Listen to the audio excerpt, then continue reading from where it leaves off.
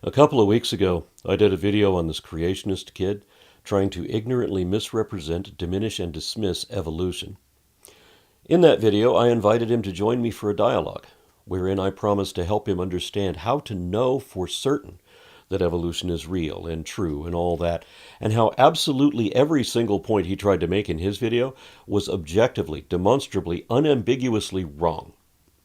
I also predicted that he would never reply to me, specifically because faith means convincing yourself of what is not evidently true. That means that the wanna-believers, the wanna-pretenders, cannot admit what really is true if it contradicts their favorite fantasy. And there is no counter-argument he could make to defend any of the many errors he shamelessly recited in his video. Well, much to my surprise, it seemed like he did reply to me. It smells like oven-roasted magical boy in here. A real atheist YouTuber just debunked you, dude. In your own video. He made you look foolish. Oh yeah, for real? Show me. Watch. Exhibit A. You guys walk around here with your book of wishes and thinking it actually means real sense. See, if you'd had some conversations with atheists, you'd know that no one really says that.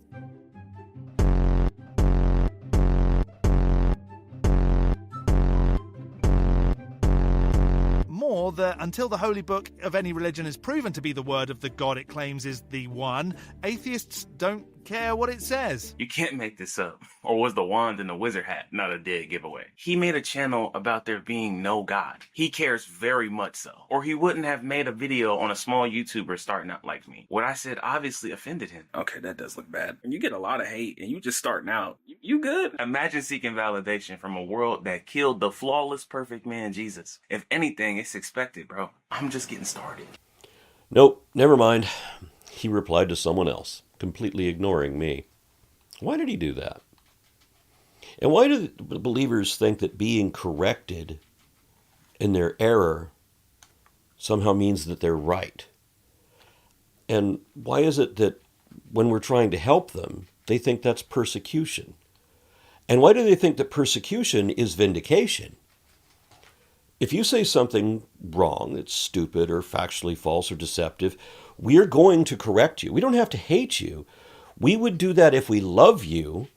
We could be your best friend or your brother, and we would still do this for you because you're a young man who's ruining his life's reputation by saying a bunch of stupid shit in public media that we can prove to be false right now. So we would rather save you some embarrassment out of the kindness of our hearts.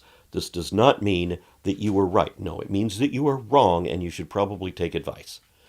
We're trying to help this kid because, one, he sounds stupid, and two, he sounds dishonest, like all religious apologists.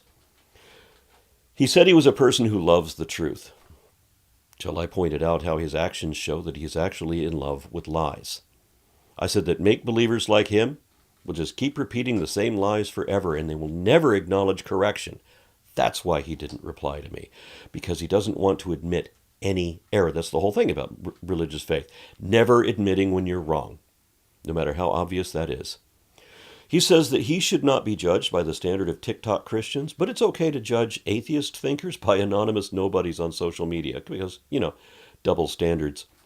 He says you shouldn't talk to atheists if you want to know the truth. You should only talk to those who have had spiritual experiences. Well, I've had plenty of spiritual experiences, both as a reborn Christian and then as a neo-pagan occultist, before I eventually figured out how auto-deceptive faith is and how these experiences can be generated within your own mind. All you need is a bit of ambiance and a runaway imagination, and everything is set. But he did say one thing that I found interesting. I encounter God all the time, and I could demonstrate and show you how. But of course he didn't do that.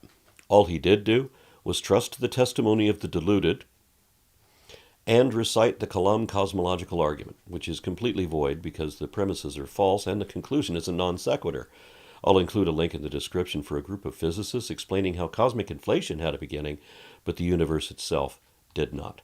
Of course, he doesn't know that because he only listens to Discovery Institute fellows and people of that sort. It should be that the truth matters more than whatever we'd rather believe. But for believers, their desired belief matters more than whatever the truth is. That's why he'll never respond to me. If he really was a person who loves truth, then he would want to know what the truth really is, even if it turns out that it's not what he wanted it to be.